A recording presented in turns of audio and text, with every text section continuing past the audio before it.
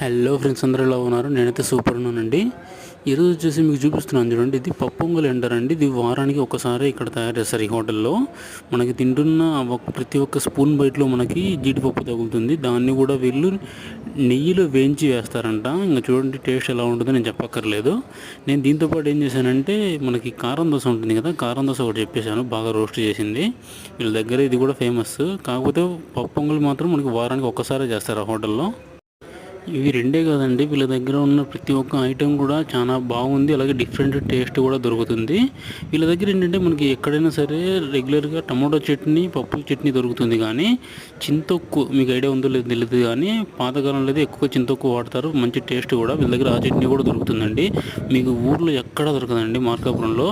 ఈ అడ్రస్ వచ్చేసి చెప్పాను కదా, మార్కాపురంలో కడప టిఫిన్ సెంటర్ సత్యనారాయణ స్వామి గుడి లైన్లో ఉంటుంది. వీడియో నచ్చితే లైక్ చేయండి, షేర్ చేయండి, సబ్స్క్రైబ్ చేయండి. బాయ్.